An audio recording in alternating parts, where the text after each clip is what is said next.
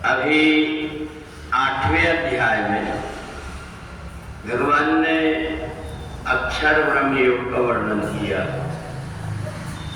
प्रयाण काले मनसा चरेन भक्त्या युक्तो योग बलेन चैव भ्रुवोर मध्य प्राण मावेश सम्यक सतम परम पुरुष मुपैति दिव्यम।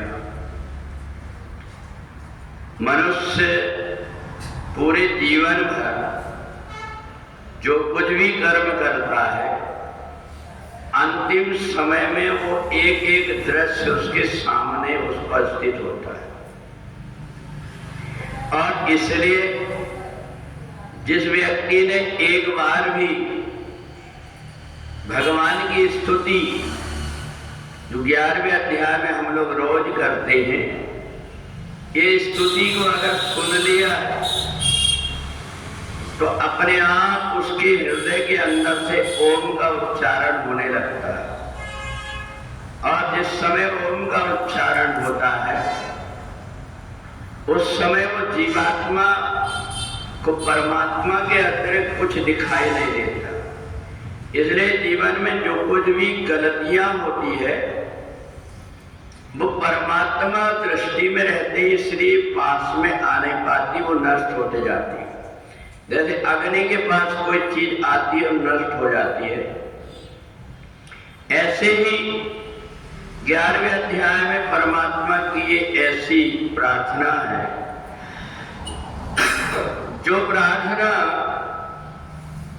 जीवात्मा के जितने प्रकार के असगुण हैं, अकर्म में उन सबको नष्ट कर देती। और इसलिए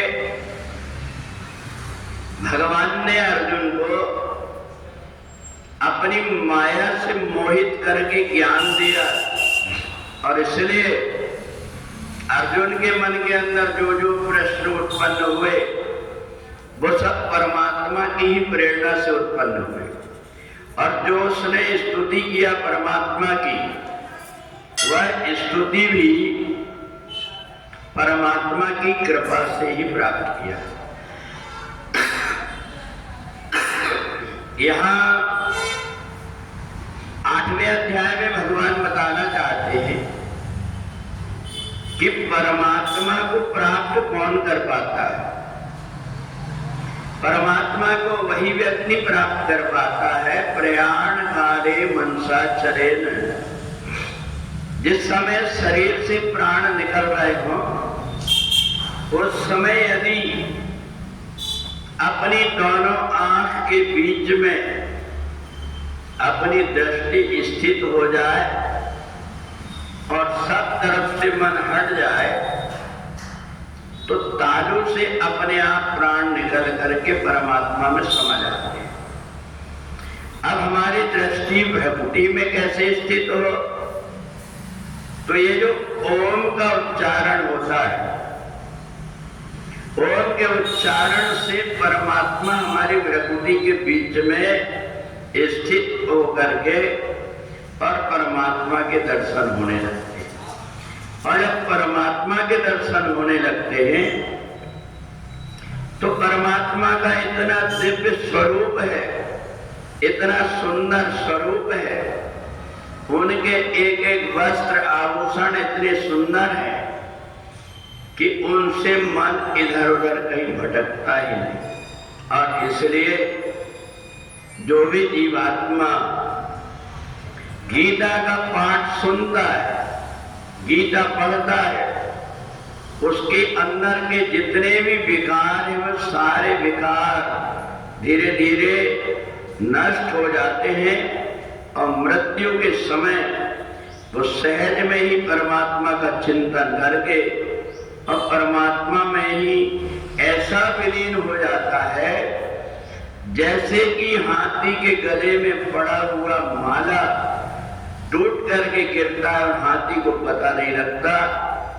ऐसे ही जो जीवात्मा गीता को श्रवण करके अपने हृदय में धारण कर लेता है, मनुष्य बहुत चालाक, वो सोचता है कि जीवन भर तो व्यक्ति ने गीता नहीं सुना, गीता नहीं पढ़ा, जब वो मरण शैया में लेटा हुआ और उसके प्राण नहीं निकल रहे, उस समय जाकर के गीता सुना।